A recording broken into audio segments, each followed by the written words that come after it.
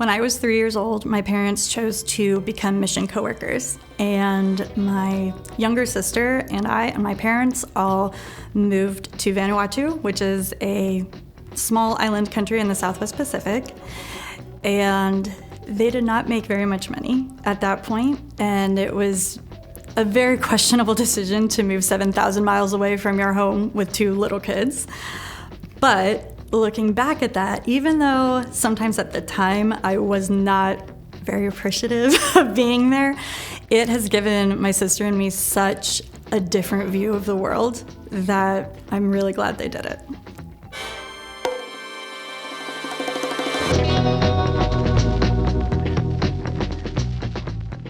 When I was in college, I had the opportunity as a senior project to direct and write and film a feature-length film, which took about a year leading up to that to create, and then 6 years after that to completely finish and edit and do all of the necessary things that you have to do for a feature-length film.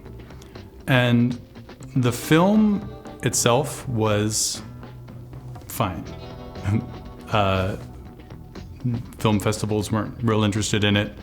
It's sitting in it's a DVD in a box on my shelf, and that's kind of a neat thing, but that in itself wasn't, it wasn't this grand thing to finally finish it. It was me driving a flash drive to a place that made DVDs an hour away so that I could bring home a box of DVDs and give them to the people who were part of the project. What that did do for me, though, is it gave me the confidence to think of myself as someone who could take on a very large project. Also, the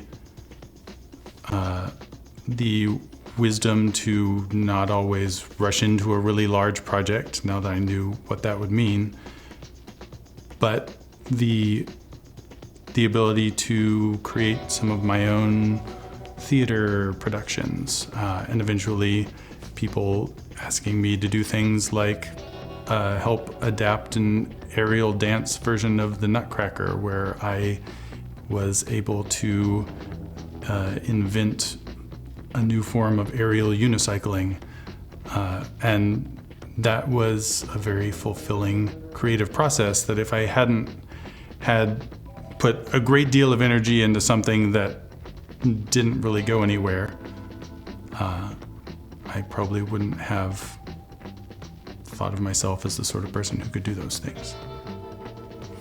A little family history. I had a great uncle whose family left him a pile of money.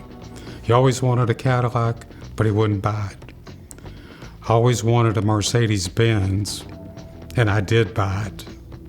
And it really didn't make that much difference.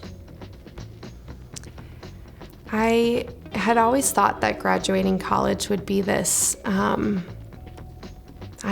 life-altering event. And I think to some degree it obviously is. It's a mark of a life change and all of that. But I was able to graduate a semester early, so I graduated right before COVID happened. So I was able to have the whole ceremony and everything. And I remember going home that night, and you don't even get your diploma the day of because they mail it to you. So you don't even have the paper that you spent thousands of dollars on. And I had the sleeve thing that you hold it in, and I was at home and I was like, was this really worth it?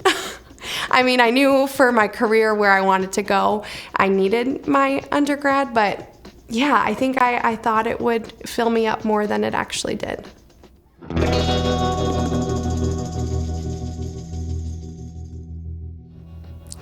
Growing the relationship I have with my current husband has made me feel so full. We've known each other for almost a decade, and we started with deep friendship, and now we know each other inside and out. Looking back at the first marriage, it's easy to see why it wasn't fulfilling for me. It seemed to be a marriage of convenience and almost assumption, because you go to college, you graduate, you get a job, you get married to whoever you're with at the time, and that's what we did. Sure, I thought I loved him, but overall we were, I think, just trying to be what the other person wanted. And with the second marriage, it always revolves around the deep connection that we have with each other. And no matter what, I know that we'll always have that feeling for each other. So it doesn't matter what anything else that happens. Everything's okay. And that's something I didn't have with my first marriage. I guess I've done a number of mission trips to the Caribbean and Central America. And when you reach a place that an outhouse and a concrete floor in the house makes a life-changing difference, you can walk away with that feeling full.